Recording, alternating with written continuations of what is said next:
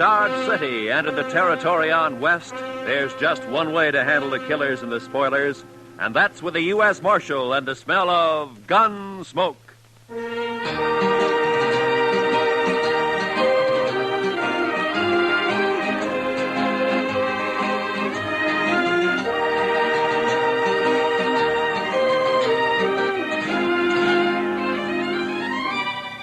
Gunsmoke, starring William Conrad. The story of the violence that moved west with young America. The story of a man who moved with it. Matt Dillon, United States Marshal.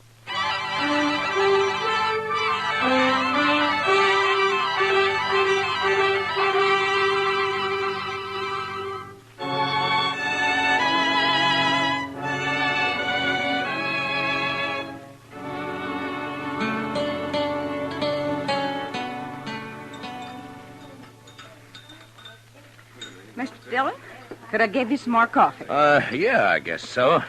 How about you, Chester? Yes, sir, I believe it will. Why don't you just leave the coffee pot here on the table, Miss Keller? Why, sure thing, Marshal. Oh, I got some fresh eggs this morning, if you're interested. They were just brought in. Well, good.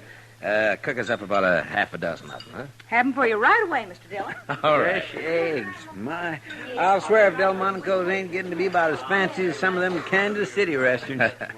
Well, that's civilization, Chester. Progress. Another 5 years and Dodge City will be tamed, curried, and bridled. Seeing's believing, Mr. Dillon. No, you'll see it. Both of us will see it. That is, if we live that long. Yeah. I beg your pardon, gentlemen. You Mr. Yeah? Dillon, the marshal here? Yes, that's right. Well, I'm sorry to bother you at breakfast, Marshal. My name is Hunter. Ed Hunter. Mr. Hunter. I'm a deputy sheriff from Richmond, Virginia. Come in the Santa Fe this morning. I say, well, why don't you pull up a chair, Mr. Hunter? I thank you, sir. Chester Proudfoot, Mr. Hunter. Howdy do. Howdy do. Here's my first trip to the frontier. I find it a rather remarkable experience. I can imagine. Won't you have some coffee? No, thank you. Marshal, I'm here to arrest 2 men who are wanted in Virginia. No? Here are the warrants and the orders of extradition. I stopped off for them in Topeka. Uh-huh. John Allison, Calvin Moore. Both wanted for murder, huh? Do you know these men, Mr. Hunter? No, sir, I don't. Well, the names aren't familiar to me. I never heard of them. Have you, Chester? No, sir, Mr. Dillon. Well, I have some information that may help. Not much on Allison, I'm afraid. He shot and killed a bank teller at Greenbrier last spring. Oh? He's about 30 years old, dark hair and mustache, medium build, an excellent horseman and a confirmed gambler. Well, that's fine. That narrows it down to about 2/3 of the men in Dodge City. Well, possibly I can do a bit better in regard to Calvin Moore, Mr. Dillon. Now, he came down to Richmond from the north and set up practice as a medical doctor. He was about 29 at the time. And he ambushed and shot young Roger Beauregard and then left town. That was 17 years ago. Beauregard's been trying to trace him ever since. Well, I'm afraid that's a pretty long I have a time. picture of Moore, photograph. Oh? Of course, he was much younger than this. Oh, sometimes there's still quite a resemblance, even after 17. Something familiar about that picture, Mr. Dillon? 17 years. He must be somewhere past 45 now, huh? Are you sure that these men are here in Dodge, Mr. Hunter? Reasonably so. Is there something about that photograph that makes you... Well, it's too blurred to tell much about it. Besides, he'd be 17 years older now. Yeah, that's true. I tell you what, Mr. Hunter, suppose you leave the picture and the descriptions with me, and I'll check around town, and I'll keep in touch with you. Thank you, sir. Oh, I wonder if you might suggest a good hotel. Certainly. Why don't you try the Dodge House? It's a corner of Railroad Avenue at the end of the plaza, the East End. Tell the deacon I sent you. I thank you again, Mr. Dillon, and I'll be grateful for any help you can give me in this matter. Yeah, sure. So long. You want to see the photograph, Chester? Yes, sir, I do. Well, Mr. Dillon, that is... Yeah. What are you going to do, Mr. Dillon? I don't know, Chester. He's my friend. I never asked him anything about his life before he came here. Didn't seem to matter. But now the law says he's a murderer. I'm part of the law. So now it does matter. Maybe it's not him. No, it's him, all right, Chester. You saw it same as I did. It's Doc.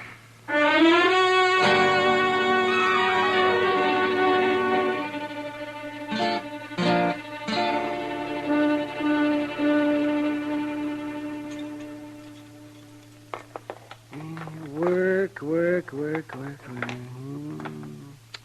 This is the first chance I've had this week to clean a few instruments properly. Gunshot wounds. Oh, Matt. I'll lay odds I'm the only doctor in the United States who makes 3/4 of his living off of gunshot wounds. That's a rough country, Doc. Yes, indeed, it's a rough country. Maybe you ought to have stayed back east. See, broken bones, babies, and gunshot wounds. Well, I wouldn't know the first thing about a good civilized case of gout anymore. What part of the East did you come from, Doc? See, I went to medical school in Boston. I studied consumption, colic, liver complaints.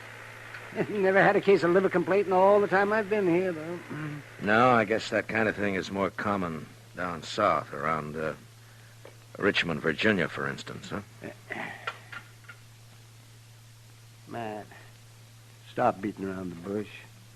You've got something on your mind, and it's bothering you. Look, Doc, a deputy sheriff from Virginia came in on the morning train.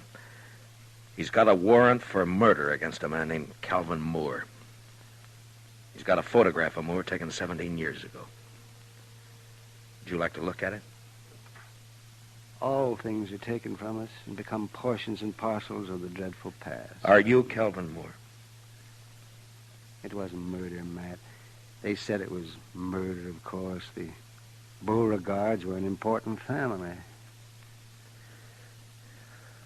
Would you like to tell me about it? Oh, not much to tell, Matt.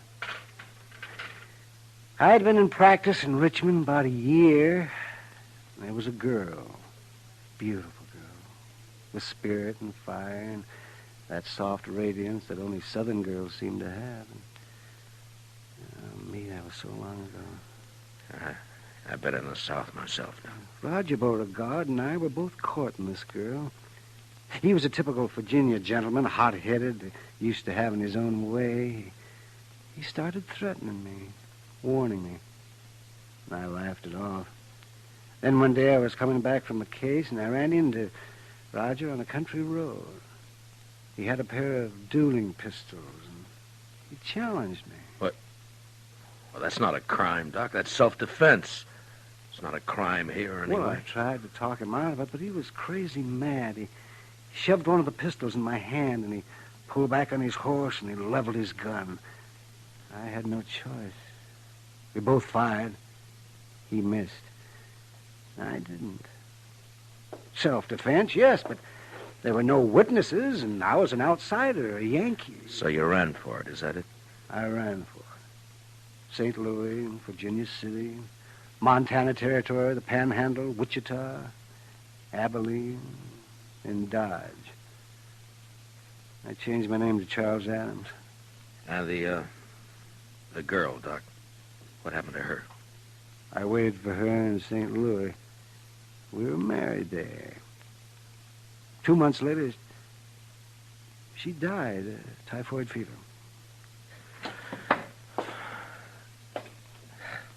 Well, you never know. No matter how much you figure you understand somebody, you just quite never know. I can't go back there, Matt. I've got no defense. Well, I mean prison. I'd rot in prison. I won't go back, Matt. Now, Doc, look, Hunter is here after 2 prisoners. I got no right to my own rules, to go after one man and keep the other one covered. I always figured that the only kind of law that would work out here is an honest law. What are you going to do? Doc, I don't know.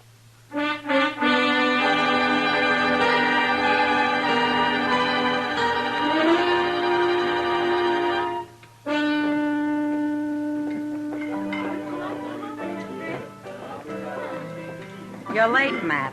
I decided you weren't going to stop in tonight. Is Chester around, Kid? Yeah, over there by the faro table. No. Matt, what about this Virginian who's been hanging around for the last 2 days? Oh, Hunter? Yeah. He's a deputy sheriff, got a couple of warrants to serve. Why? Well, he's been asking questions. Some of the boys are getting a little skittish. Now, there's no call for it as long as they're not named Allison or Moore. Are you free now, Miss Kitty, or are you busy? What's it look like? Well, I figured maybe he was just killing time. Hiya, Marshal. Bunko? Bought you a drink, Kitty. It's over on the bar. All right. Thanks. Matt, I'll be off in a couple of hours. Drop around. Yeah. Yeah, maybe. I understand you've got a rival lawman in town, Marshal. Well, there's a deputy here from Virginia, if that's what you mean. I always figured you were the law here. Is he short in this town, Marshal? Say the word, we'll run him out. I ever ask you for help, Bunko? Well, no. When a man's short in Dodge, I'll run him out. No offense, You Marshal. keep your own cinch tight. Don't worry about anybody else, huh? I'll see you, Bunko.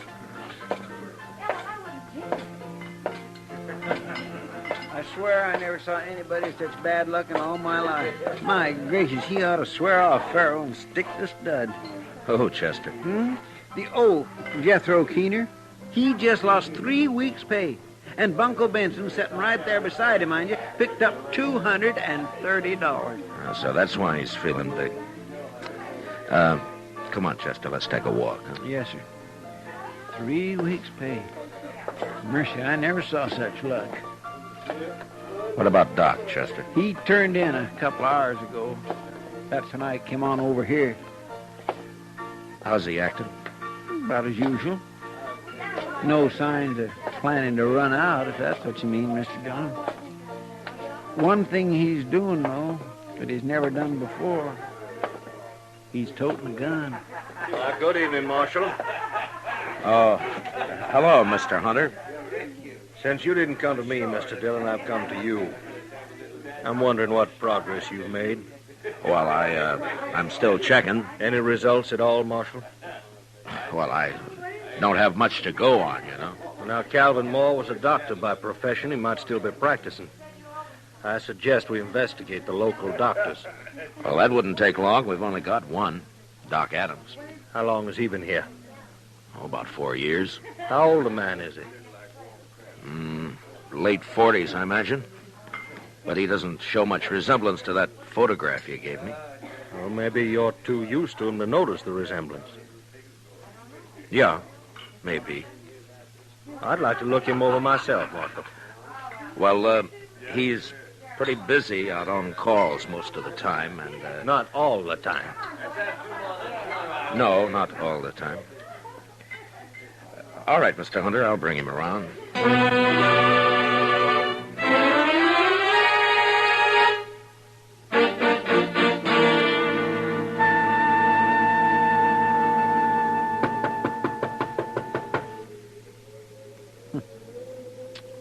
That's funny, Mr. Dillon. Yeah, he should have answered by now.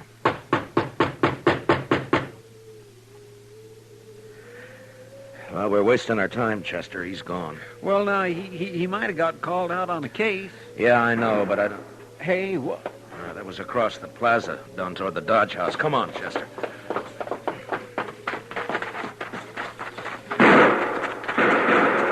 Somebody sure is stirring up the smoke. Yeah, it's across the street. Edge of the railroad yards, I think.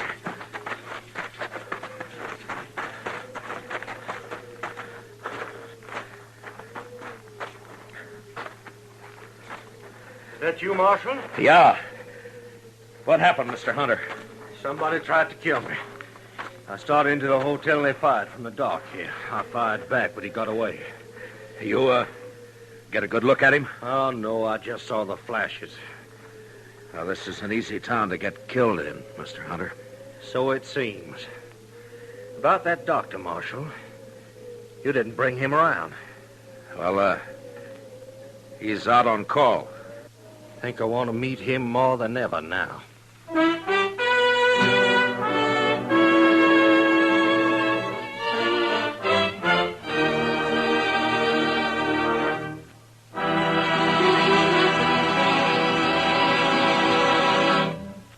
We will return for the second act of Gunsmoke in just a moment. But first, there's a world of wonderful entertainment awaiting you every weekday in the daytime with CBS Radio's roster of wonderful dramatic serials. This Monday, listen in. And now, for the second act of Gunsmoke.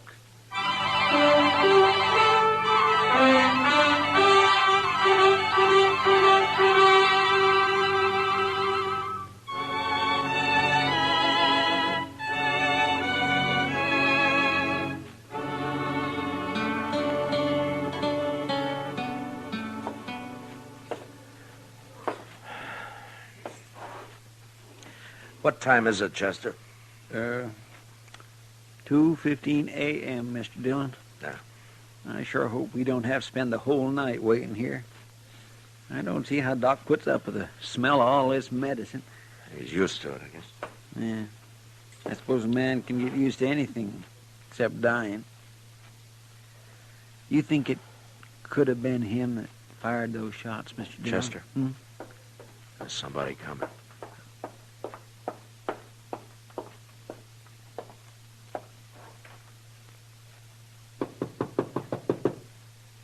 I'll get it.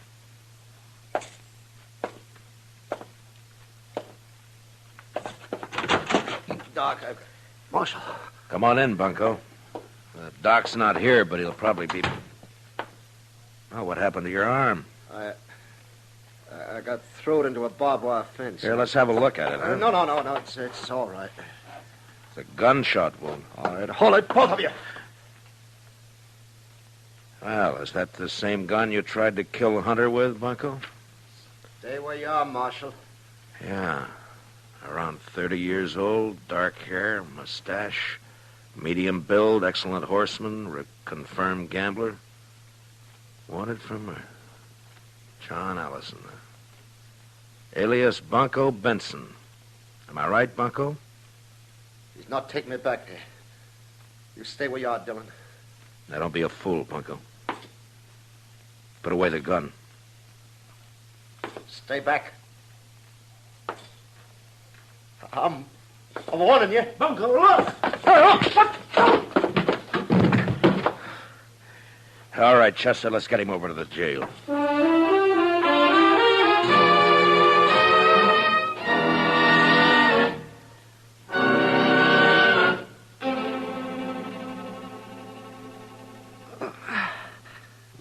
Just hold still now, Bunko. Just one more second. I'll have hold that bullet now, and then we'll just... there. Now, add that one to your collection, Matt. Well, I'll make Hunter a present of it. It wasn't bad shooting to be firing in the dark at a gun flash. He'll never get me back to Virginia. Now, hold still, Bunko. Don't expect a man to tie a bandage with your arm waving around like a mare's tail in fly time. See, how'd you know he'd come to my office, Matt? I didn't, Doc. We were waiting for you. Oh, I see. There we are. No. That ought to stop the bleeding. And don't loosen it up any. And you'll live to hang yet. Don't worry about my hanging, Doc. I'll outlive you. Well, in view of the circumstances, I'd say the odds are about even. Well, Matt, shall we adjourn to the front office? Yeah, come on, Doc. Lock the cell, will you, Chester? Yes, sir. Well, I turned in at 10 o'clock tonight. Got 1 hour's sleep. They called me over to Mrs. Behan's. She thought her baby was on the way. False alarm, of course. Usually is the first time. And I got back and I came straight over here. Doc, you were wearing a gun earlier today. What'd you do with it? Oh, I put it back in the drawer where it belonged. I realized I was acting like a fool. Was that where you were waiting in my office? Somebody had tried to kill Hunter, and you thought... Look, Doc, I've tried to think of some way out of this. A way out for both of us. I got one man under arrest back there now, and I can't rightly set myself up as a judge and free the other man. I'd even hoped you'd cut and run for it. You'd get away if you did, you know. Hunter doesn't know the country. I've been running for 17 years, Matt, and it's still caught up with me. I'm too old to run any farther. What are you going to do? I'm a lawman, Doc, right or wrong. Well, then, Guess I'm under arrest, huh? No, I didn't say that. I just said that. Is Doc Adams here? Oh, there you are, Doc. Yes, what's the trouble? A fellow over in the railroad yard's asleep on the track. He was drunk, I guess. They were switching cars. You better come, Doc. He's awful bad. I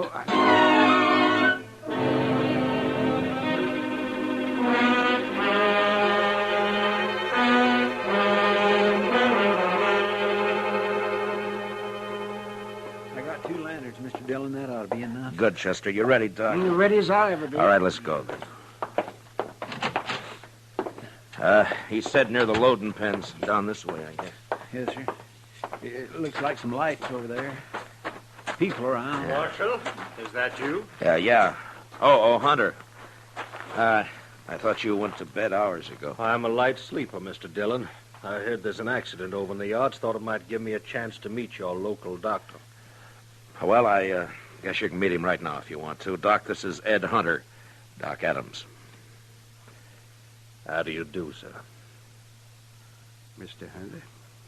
I got one of your prisoners locked up, Mr. Hunter, John Allison. Known here as Bunko Benson. Good. I just found out he's the man who tried to kill you tonight. He caught one of your bullets in his arm. Oh, I see. Why, then it's 1 down and 1 to go. Just Calvin Moore. Dr. Calvin Moore. This is no time to stand around making chin music. I'm sorry, Well, that's Hunter. quite all right, Marshal. I'll go with you.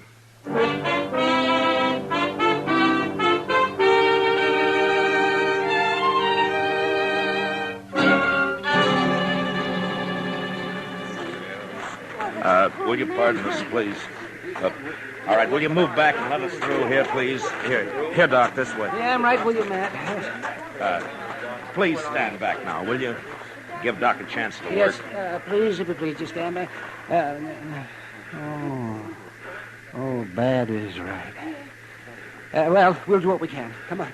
That man who's hurt, Marshal, who is he? Oh, just a drifter. Been around Dodge a couple of years. Calls himself Texas Joe. No friends or family. Nobody knows where he came from. It's the usual story. Easy now, Tex. We'll have you fixed up here in just a couple of shakes. Is that you, Doc? That's right. I told him get you. Be all right if you got here. Why, sure, it'll be all right. You just lie still now. Yeah. Certainly has to work under primitive conditions. Doc? Yeah. Chester, will you get those lanterns going and give Doc some more light? Yes, Mr. Dillon. Yeah, he's the only real doctor this side of Abilene. Mr. Dillon, is there anything I can do to help? I guess not, Miss Kelly. Thanks anyway. Poor old Tex. Why, he stopped in the restaurant not more than 4 hours ago. I fixed him a meal. You never know. Well, Doc can pull him through if anybody can. Sure he can. Put one of those lanterns on the other side there, Chester. Yes, sir, Doc. Seem to have a lot of faith in this Dr. Adams. They've got reason to, Mr. Hunter. Matt, could you give me a hand here? Oh, yeah. Yeah, sure, Doc. Lift his head up just a little bit there, Matt. Yeah, all right. Not much of a chance. All I can do is make him comfortable. Marshal Dillon. No, don't try to talk, Texie. You're going to be all right. You've been decent to me, Marshal. Just a bum, but you treated me square. You and Doc, only friends I got.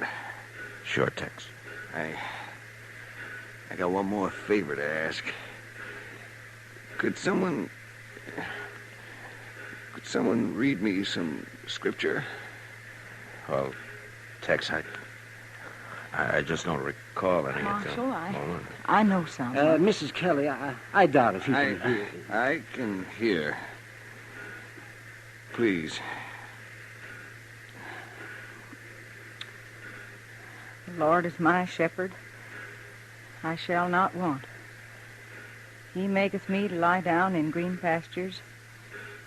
He leadeth me beside the still waters. Mrs. Kelly. He restoreth my soul. Miss Kelly. He... I think that's enough. Poor soul.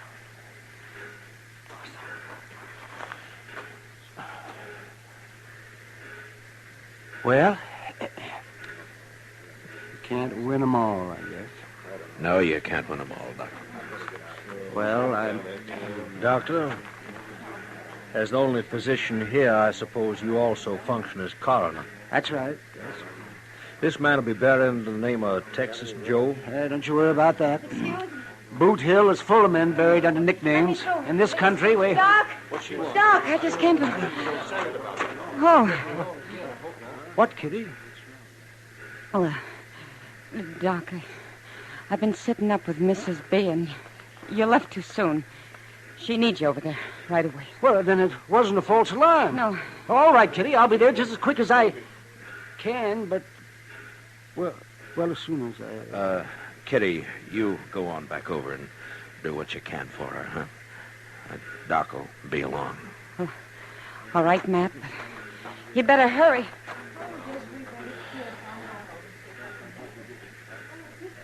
Well, Mr. Hunter, Gentlemen, this seems to have been my lucky night. Both my fugitives located within an hour of each other. I guess there's nothing I one can do. One of them safely in jail and one of them dead. What? Didn't you notice the resemblance, Marshal? That Texas Joe there, he's obviously the man in the photograph. I saw it immediately. Well, Mr. I hope Hunter, you'll take all the necessary steps to see that he's buried under his real name, Calvin Moore. His death, of course, closes the case, and I'll be leaving for Virginia with my other prisoner tomorrow. Well, Mr. Hunter, I just don't know what to say. Well, now, I'd say it's no time to stand around making chin music, Dr. Adams. You have a patient waiting, and this town seems to depend on you. Well, of course, but... Hey, you got work to do, Doc. And, Doc, make sure it's a boy, huh? Well, I'll do my darndest, Matt. Yeah. Well, good night, gentlemen. Good night, Doc. Good night, Doc.